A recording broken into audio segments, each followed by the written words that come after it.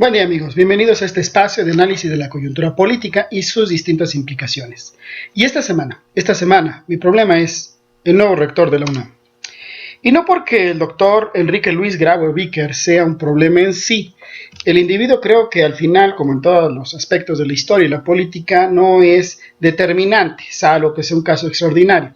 Más bien estamos hablando aquí del fenómeno que representa la posición y la agenda de las autoridades de la alta burocracia de la Universidad Nacional Autónoma de México. Se especulaba quién sería, de los 10 aspirantes que hubo, quién sería el nuevo rector. Al final eso importaba muy poco.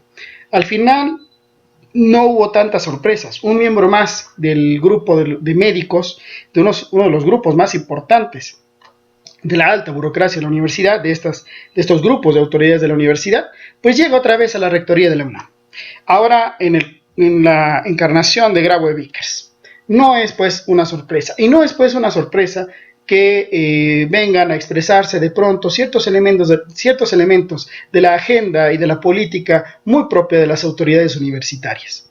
¿A qué me refiero? Me refiero a que las autoridades de la universidad, desde la rectoría, han tenido que desarrollar una política sumamente tecnocrática, sumamente neoliberal, para aplicar precisamente estas medidas en la Universidad Nacional Autónoma de México. Evidentemente ha habido problemas, ha habido obstáculos en el camino, particularmente el movimiento estudiantil en la universidad, desde 1986 para acá. Eso es algo que aquí ya hemos comentado. Pero también en su momento estas autoridades pues han tenido que vérselas con gobiernos no priistas, como los que fueron los de Vicente Fox y Felipe Calderón, en donde estas autoridades, sin perder su agenda tecnocrática, neoliberal y sumamente autoritaria, pues también tuvieron que jugar un papel en la vida nacional, principalmente en el ámbito de la educación superior, y hasta aparecieron de pronto, tenemos a un rector Narro, de pronto pareciendo muy vanguardista al hablar de derechos humanos, al hablar de la importancia de la educación superior, al hablar de la importancia de la ciencia en México y de otros temas similares. Pero al final del día, aunque en algunos momentos estas autoridades hubieran parecido muy progresistas, pues lo fundamental es eso, su agenda permanente desde 1986. No importa aquí quién fuera el rector. Aunque el proceso evidentemente fue distinto al de otros momentos, al de otros episodios, no importa quién fuera el rector. La agenda, la política de las autoridades universitarias, de la alta burocracia de la UNAM, no ha variado desde 1986 para acá. ¿Por qué lo decimos? Bueno, resulta que el representante de la Junta de Gobierno, René Millán Valenzuela, al hablar del proceso de selección del nuevo rector, sin duda destacó elementos que hay que aplaudir. Por ejemplo, que de los 10 aspirantes, o el total de 10 aspirantes a la rectoría de la UNAM, pues presentaron proyectos, y estos proyectos y propuestas se hicieron públicos. La gente pudo verlos. Y que la Junta de Gobierno, de manera virtual, pues abrió espacios para que la gente se expresara sobre este proceso. Cerca de 70,000 personas al parecer se expresaron, 70,000 personas o universitarios de una población que rebasa poco más los 400,000. Entonces no se expresaron pocos. Estos elementos son importantes, que se hayan ventilado las propuestas y los puntos de vista de los universitarios es importante. Eso no hace que el proceso de selección del rector hasta el día de hoy sea democrático. Ese es otro tema y largamente discutido. Pero lo que sí llama la atención es cómo Millán Valenzuela, al hablar del proceso, destaca que la Junta de Gobierno y los 10 aspirantes reiteraron su compromiso con el carácter nacional, público y laico de la educación superior. Qué bueno, también lo aplaudimos. Eso es algo que desde este espacio y desde muchos, creo yo, se comparte. Pero faltó un elemento. Faltó el elemento del carácter de la gratuidad de la educación superior. Eso no está presente. Y eso nos hace evidente que en la agenda de las autoridades de la alta burocracia universitaria, eso simplemente no está. No tienen considerada la gratuidad de la educación superior como parte de su proyecto, como parte de su política, como parte de su agenda. Es evidente porque desde 1986, con el rector Jorge Carpizo MacGregor, hasta el último rector, el rector saliente, el tema de la gratuidad ha estado más bien en el cuestionamiento por parte de las autoridades. Carpizo, José Sarucán, Barnés de Castro se opusieron a la gratuidad e hicieron propuestas en contra de la gratuidad de la educación superior. De la Fuente y Narro, pues no hicieron propuestas en contra, pero sí se expresaron, digamos, críticamente en torno al tema. Siempre reclamando una entrecomillada responsabilidad de los universitarios con su educación, como si el hecho de formarse y ser responsables con la institución, sus familias y la sociedad no fuera suficiente, como si nos olvidáramos que es una escuela pública, que es una institución pública la UNAM. Pero bueno, es evidente que la gratuidad no ha estado presente ni en el discurso siquiera de esta alta burocracia, de estas autoridades.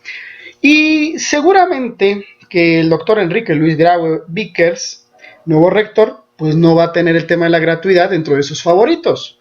Repito, viene de un grupo, el grupo de los médicos, un grupo que nunca ha favorecido el tema de la gratuidad. Y lo decimos por sus acciones y por sus dichos en muchos años.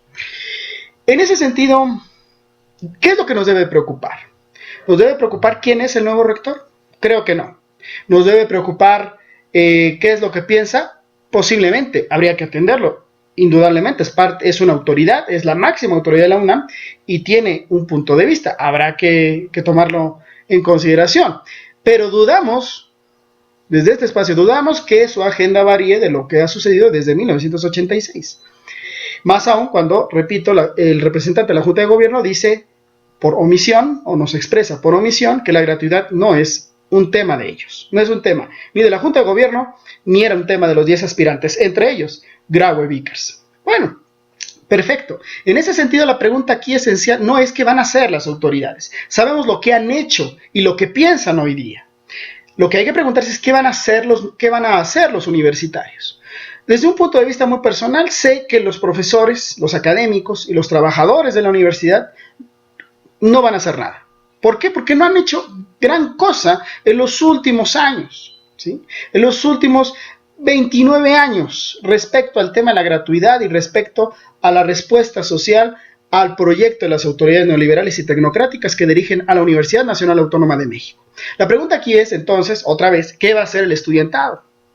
Esa es la pregunta fundamental aquí. ¿Qué piensa el estudiantado respecto a estos temas? Respecto a las distintas reformas que ha implicado la universidad desde 1986, respecto a la respuesta del movimiento estudiantil, respecto a que hoy día las autoridades asumen o nos dejan ver que la gratuidad no es su tema y que también habría que ver cuál es su versión de carácter público, laico, nacional de la educación superior. Hay muchos temas pendientes en el proyecto que originalmente fomentó o impulsó Jorge Carpizo MacGregor. La descentralización, por ejemplo, la gratuidad, sin duda, la reforma integral y total de los planes de estudio en toda la universidad, la vinculación entre la universidad y el sector productivo, entiéndase las grandes empresas privadas, nacionales y extranjeras, en fin, hay muchos temas pendientes ahí en su agenda y que no ha podido aplicar y operar de manera adecuada. ¿Por qué? Bueno, pues por el incómodo problema del movimiento social, del movimiento estudiantil que los ha enfrentado durante estas décadas. Pero vuelve a ser la pregunta, ¿qué van a hacer hoy los estudiantes? ¿Qué están pensando? ¿Cómo se están organizando? ¿Están debatiendo el tema, los distintos temas que esto implica? Esa es la pregunta. Y eso es, creo yo, lo que habría que promover. Tal vez los académicos no hagamos mucho, y me sumo a su autocrítica, pero sé que tenemos un punto de vista que dar a nuestros alumnos y que esos alumnos tienen que reflexionar. Porque estamos hablando, sí, de la máxima casa de estudios de este país. Estamos hablando de una de las más importantes universidades de América Latina, del continente y del mundo. Pero eso no puede sostenerse sobre una lucha política donde las autoridades no han dejado de lado su proyecto y el movimiento estudiantil tiene que tener una respuesta y una actitud adecuada. Ahí está, pues, compañeros. Por eso me atrevo a decir, Nacho dice, en la universidad se aproxima una coyuntura que tiene que ver fundamentalmente con lo que para las autoridades no es importante, la gratuidad. Pero esa gratuidad en un contexto de pobreza, de empleo precario, de desempleo, es un tema que debe de ser no tratado con tecnocracia, sino con una visión social mucho más amplia. Pero esa no la van a dar las autoridades. Esa visión la va a dar posiblemente el movimiento estudiantil. Pero el movimiento estudiantil tiene que decir todavía lo que está pensando y lo que piensa hacer.